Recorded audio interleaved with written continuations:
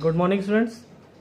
As per previous lecture, we learned about population distribution, density, growth, and the running topic is population growth of population.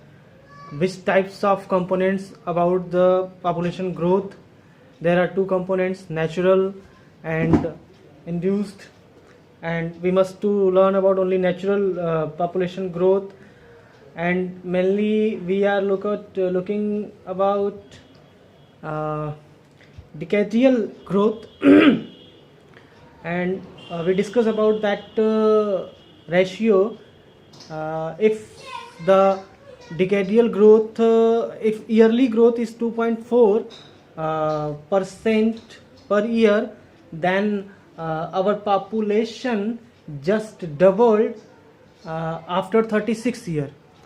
That is the topic, that is the main topic about whole chapter, the doubling of population, and many questions putting about the annual examination, board examination, especially doubling populations topic. So students mainly focus about that important topics like population distributions and especially what is the reasons behind the population distribution and what is the reasons behind the population doubling, etc etc.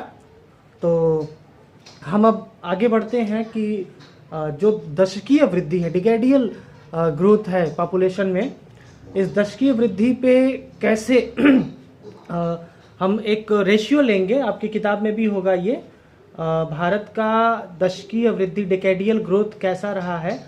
और ये 4 phases में रहे हैं, phase 1, phase 2, phase 3 and phase 4. और जो first phase रहा है उस फर्स्ट फेज में हम लोग सबसे पहले 1901 से 1921 तक के एज पे एरा पे डिस्कस करेंगे.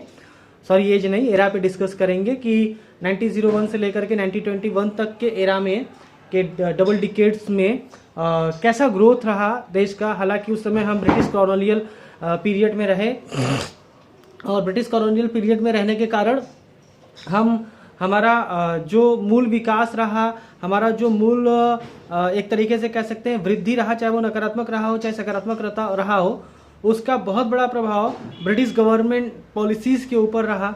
तो हालांकि उन पॉलिसीज़ पे हम डिस्कस नहीं करेंगे, हम केवल फैक्ट्स को चेक करेंगे जो एनसीईआरटी ने हमें अभी अवेलेबल करवाया है, क्योंकि क्वेश्चंस उन्हीं फैक्ट्स से बनेंगे. बाकी जो बाहर की चीज़ें हैं या जो ज़रूरी चीज़ें हैं उस पर डिस्कस हम क्लास लेक्चर में करेंगे. अभी केवल हम फैक्ट पे ही ज़्यादा ध्यान देंगे. तो आप देखिए, जो डिकेडियल ग्रोथ रहा आप अपने नोटबुक में भी देखते रहिएगा, वहाँ पे सॉरी टेक्स्ट बुक में भी देखते रहिएगा. वहाँ पे जो डिकेडियल ग्रोथ रहा, इसे स्टैग्नेट, इस पीढ़ी, इस एरा को स्टैग्नेट एरा बोला गया, क्योंकि जो हमारी पॉजिटिव ग्रोथ रेट थी वो बहुत ही डाउन थी. 1911 से लेकर 1921 तक यहाँ पे नेगेटिव ग्रोथ मेंशन की गई और यहाँ पे बर्थ रेट और डेथ रेट दोनों हाई रहे. अब आप इस चीज़ का अंदाज़ा लगा सकते हैं कि अगर किसी देश में बर्थ रेट और डेथ रेट दोनों हाई हो तो उस देश की स्थिति कैसी होगी. जाहिर सी बात है, अगर बर्थ रेट हाई है तो अकॉर्डिंग टू सिचुएशन वहाँ पे हम कह सकते हैं कि जागरूकता नहीं है लोगों के बीच में. क्योंकि अगर आप बहुत ज़्यादा आबादी बढ़ा रहे हैं तो आप परिवार नियोजन, फैमिली प्लानिंग को आप फॉलो नहीं कर रहे हैं. क्योंकि आज के देश में, आज के विश्व में, हर देशों में या विश्व की भी आबादी बहुत तेज़ी से बढ़ती जा रही है. तो ये भी एक चिंता का विषय है कि जगह अगर ऐसी है, अभी तो नहीं लेकिन आगे अगर ऐसी आबादी बढ़ती रह जाएगी तो हमारे लिए यानी कि मानव सभ्यता के लिए जगह कम पड़ जाएगा, रिसोर्सेस कम पड़ जाएंगे. तो जन्म दर अगर ज़्यादा है तो यानी कि वहाँ पे अब क्या कहते हैं, बहुत ज़्यादा जागरूकता की कमी है. और दूसरा, अगर मृत्यु दर ज़्यादा है तो बेहतर स्वास्थ्य सुविधा, हेल्थ फैसिलिटीज़ बहुत कम है वहाँ पे या ख़राब है, जिसकी वजह से वहाँ पे मृत्यु दर ज़्यादा है. तो आप 1901 से लेकर के 1921 तक के एरा को देखिए, वहाँ पे high death rate, high birth rate, दोनों की वजह, दोनों चीज़ें बराबर तेज़ी से बढ़ी रही हैं, दोनों हाई रहे हैं. तो आप इसमें वही चीज़ें जो मैंने अभी बताई कि इन वजहों से वहाँ का जो हेल्थ फैसिलिटी रहा और हाई बर्थ रेट होने का सबसे बड़ा कारण रहा कि मोस्टली लोग अनलिटरेट इलिटरेट थे, एजुकेशन पे बहुत ज़्यादा ध्यान नहीं था, तो इस वजह से वहाँ पे ये बर्थ रेट और डेथ रेट हाई रहा। उसके बाद जो सेकेंड फेज शुरू होता है वो 1921 से लेकर के 1951 यानी करीब 3 डिकेड्स के बारे में बात हो रही है। यहाँ पे 3 डिकेडियल ग्रोथ के बारे में बात हो रही है। और लास्ट डिकेड में यानी कि 51 के 50s के डिकेड में हम आज़ादी भी पा जाते हैं। और इसमें देखिए यहाँ पे है कि धीरे धीरे चीज़ों में सुधार होना शुरू हुआ और हमारे यहाँ हेल्थ सैनिटाइजेशन इन चीज़ों में बड़ा काम हुआ, जिसकी वजह से जो हमारा डेथ रेट था वो स्लो बहुत धीरे धीरे नीचे चला गया। उसके बाद हमारे यहाँ ट्रांसपोर्टेशन और कम्युनिकेशन पे ज़्यादा ध्यान दिया, डिस्ट्रीब्यूशन पॉलिसी, फूड ग्रेन्स के डिस्ट्रीब्यूशन पॉलिसी में ध्यान दिया गया, तो बर्थ रेट ऊपर आ गई, जो क्रूड बर्थ रेट था वो ऊपर आ गई। और इसमें 2 चीज़ें और ही, एक तो 1920 में ग्रेट डिप्रेशन रहा, आर्थिक मंदी रही वो, और दूसरी इसी दौरान 1940 के एरा में सेकेंड वर्ल्ड वार हुआ। इन दोनों कॉजेज़ के होने के बाद भी हमारे यहाँ जो क्रूड बर्थ रेट रहा वो एक तरीके से पॉजिटिव ही रहा, पॉजिटिव ग्रोथ में ही रहा। और उसके बाद जब हम फेज़ 3 में देखेंगे तो अभी देखिए फेज़ 2 में जो था वो पॉजिटिव था लेकिन बहुत ज़्यादा पॉजिटिव नहीं था, बट जब हम फेज़ 3 में देखेंगे तो ये एक ब्लास्ट का रूप ले लिया, ये एक विस्फोट का रूप ले लिया। क्या? जनसंख्या विस्फोट, जनसंख्या वृद्धि का विस्फोट। बहुत तेजी से जनसंख्या बढ़ना शुरू हो गया। इसमें क्या हुआ कि 1951 से 1981 तक के फेज़ को हमने ये लिया है, यहाँ पे एनसीईआरटी ने लिया है फेज़ 3 में। और इसमें क्या हुआ कि जो डेथ रेट थी वो बहुत तेज़ी से नीचे चली गई, क्योंकि हमारे यहाँ फैसिलिटीज़ बहुत अच्छी हो गई, हेल्थ फैसिलिटीज़ अच्छी हो गई, और सैनिटाइजेशन बहुत अच्छा हो गया, और फूड अवेलेबिलिटी बहुत अच्छी हो गई। उसके बाद एक और था कि हमारे यहाँ प्रजनन दर बहुत तेज हो गया उस दौरान, और औसत वार्षिक वृद्धि दर यानी कि ईयरली, अगर हम इस पूरे 30 इयर्स का ईयरली रेशियो निकालें तो ये 2.2% रहा। यानी कि 2.2% के रेशियो से हम हर साल पॉजिटिव ग्रोथ में आते रहे, आबादी हमारी बढ़ती रही। अच्छा, इसके साथ साथ सेंट्रलाइज्ड डेवलपमेंट प्रोग्राम्स स्टार्ट किए गए। चूँकि देश आज़ाद हो चुका था तो सरकार के द्वारा सेंट्रलाइज्ड डेवलपमेंट प्रोग्राम्स शुरू किए गए, जिसके कारण बहुत तेज़ी से लोगों तक ये सुधार पहुँचे, रिफॉर्म्स पहुँचे, लोगों के जीवन स्तर में अच्छा सुधार हुआ, जिसकी वजह से इसका परिणाम ये हुआ कि जनसंख्या वृद्धि होने लगी, जनसंख्या बढ़ने लगी।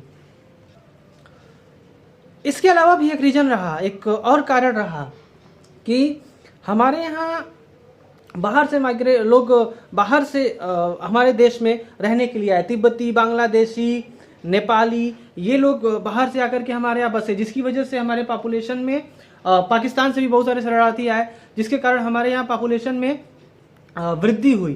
तो एक कारण ये भी रहा इस एरा में पॉपुलेशन के बढ़ने का।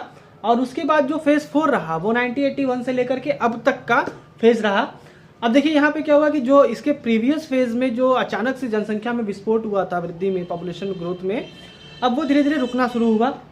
जनसंख्या वृद्धि दर हालांकि पॉजिटिव बनी रही, लेकिन उसके बढ़ने का जो रेशियो था वो कम हो गया। और इसका कारण ये था कि जो हमारा क्रूड बर्थ रेट है वो धीरे धीरे कम होना शुरू हो गया। और हालांकि एक कारण और भी था कि इस समय जो हमारे देश में शादी की एज थी उसको भी बढ़ा दिया गया, तो शादी की एज की बढ़ने की वजह से पॉपुलेशन में भी ऐसा कंट्रोल होना शुरू हुआ। और स्त्री शिक्षा यानी कि वुमेन एजुकेशन में भी बहुत ज़्यादा ध्यान दिया गया। तो इन वजहों से भी पॉपुलेशन कंट्रोल हुआ इन फेजेज़ में। ये 4 फेज़ थे भारत के संदर्भ में, ये 4 फेज़ थे।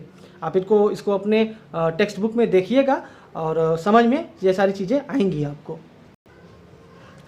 इसके बाद जो हमारा टॉपिक है वो है regional variation in population growth, मतलब क्षेत्रीय भिन्नता है। जो आबादी का, पॉपुलेशन का, जो जनसंख्या का जो विकास है, तो भारत के संदर्भ में अलग अलग जगहों पे ये विकास अलग अलग है, जनसंख्या विकास अलग अलग है। तो ये वेरिएशन कैसा है अभी हम इस पर देखेंगे, इस पर ध्यान देंगे। The growth rate of population during 1991 to 2001 India state union territories always obvious pattern. The state like Kerala, Karnataka, Tamil Nadu, Andhra Pradesh, Odisha, Pondicherry and Goa show low rate of growth not exceeding 20% over the decade.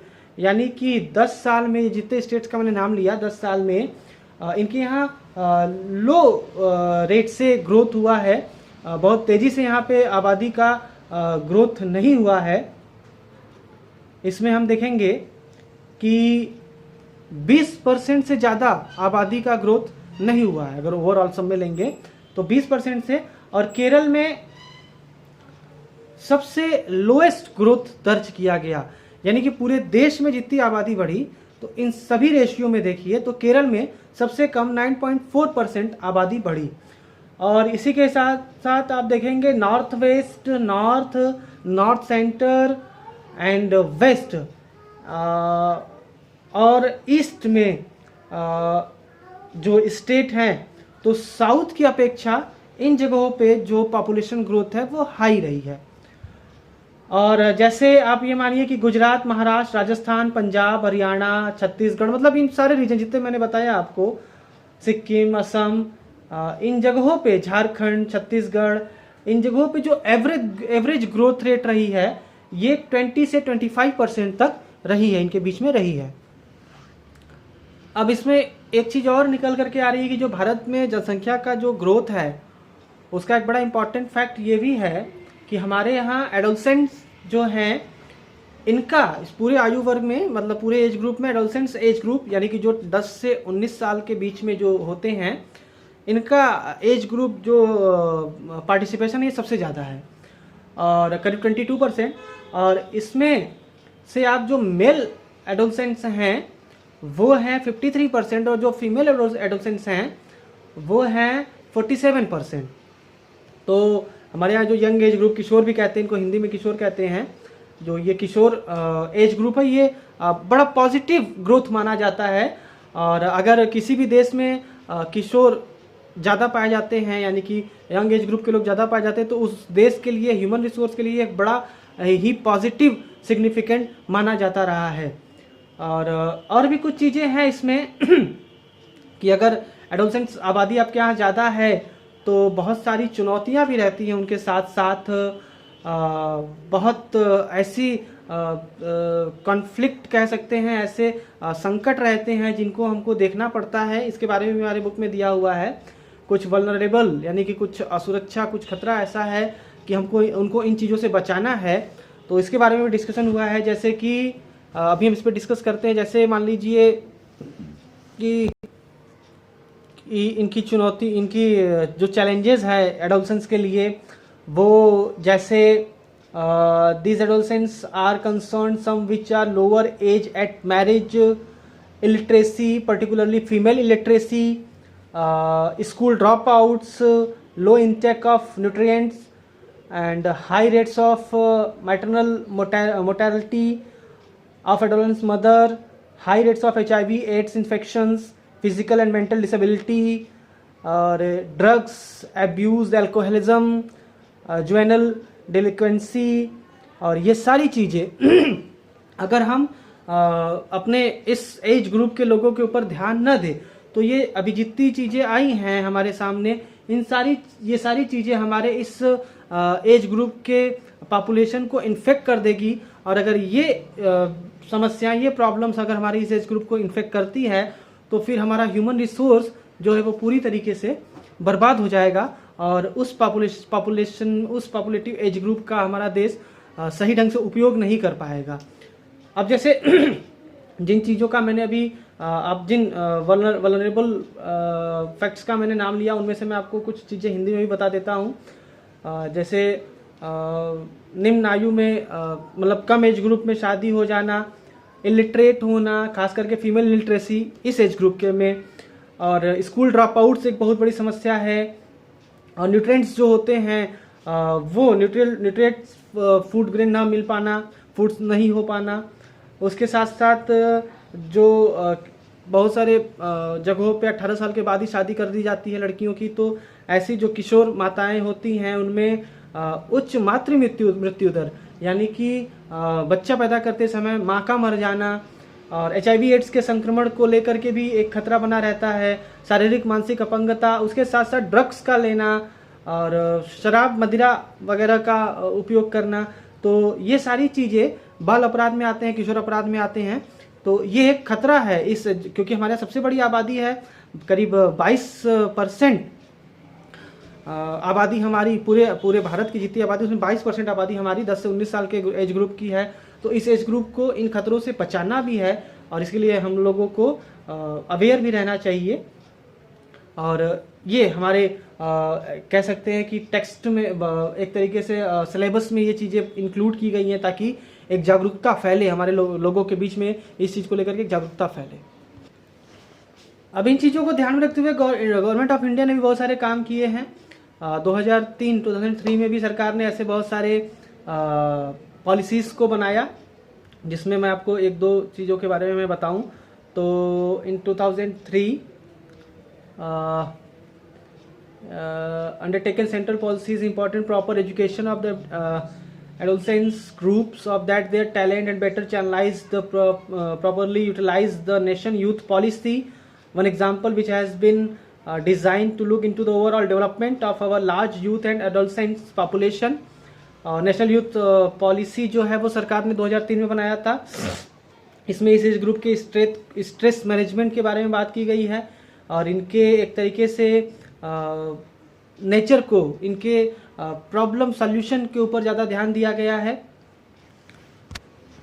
Specially महिलाओं को, लड़कियों को लेकर के ज़्यादा इसमें सशक्तिकरण पे ध्यान दिया गया है और उनको हेल्थ के लिए भी, प्ले ग्रुप्स के लिए भी और बहुत सारी चीज़ों को लेकर, क्रिएटिविटी के लिए, साइंस एंड टेक्नोलॉजी के लिए, इन सारी चीज़ों में एक तरीके से अवेयर किया गया है। तो ये गवर्नमेंट ऑफ इंडिया की पॉलिसी रही है। इस पर हम लोग मतलब गवर्नमेंट ऑफ इंडिया ने इस पर ध्यान दिया है एडोलेसेंस, अपने एडोलेंस पॉपुलेशन को ठीक रखने के लिए। इसके बाद हमारा जो नेक्स्ट टॉपिक है वो पॉपुलेशन कंपोजिशन है। पॉपुलेशन कंपोजिशन, और इसमें हम देखेंगे कि क्या क्या फैक्ट्स हैं, क्या क्या कंपोनेंट्स हैं जिसकी वजह से पॉपुलेशन कंपोजिशन में वैरायटी आती है, इसके क्या मेन रीजंस हैं, इस पे हम लोग अभी ध्यान देंगे। इस पे हम लोग इसको देखते हैं। अब जैसे पॉपुलेशन कंपोजिशन जो है वो पॉपुलेशन ज्योग्राफी के अंतर्गत आता है और इसमें आप एज, सेक्स को डिस्क्राइब करते हैं, आप वहाँ के निवास के स्थान को लेकर के और वहाँ के ह्यूमन सिग्निफिकेंसीज को लेकर के, वहाँ के ट्राइबल्स को लेकर के, लैंग्विस्टिक ग्रुप्स को लेकर के, रिलीजन, उनके वैवाहिक स्थिति को लेकर के कि वो शादीशुदा हैं या नहीं हैं, उनके लिटरेसी को लेकर के, एजुकेशन को लेकर के, उनके ऑक्यूपेशनल स्ट्रक्चर्स को लेकर के, इन मतलब तमाम डिफरेंट वैरायटीज़ में हम इस पॉपुलेशन कंपोजिशन को लेकर के पढ़ते हैं। और इसमें भी रीजनल वेरिएशंस में आते हैं आपके अर्बन और रूरल जो स्पेसिफिक वेरिएशंस हैं, और उसके बाद लिंग्विस्टिक वेरिएशंस है, रीजनल वेरिएशंस हैं। तो इसमें जो सबसे पहला है आपका टॉपिक है, उसमें अर्बन एंड रूरल जो कंपोजिशन है उस पर है, अर्बन और रूरल आबादी वो कैसे कंपोजिट है। तो इसमें सबसे बड़ी बात है कि सोशल और इकोनॉमिकल इम्पोर्टेंस जो है, सोशल और इकोनॉमिकल बेस पे हमारे यहाँ पॉपुलेशन कंपोजिशन सबसे इम्पोर्टेंट फीचर माना जा सकता है कि एक तरीके से सोशल बेस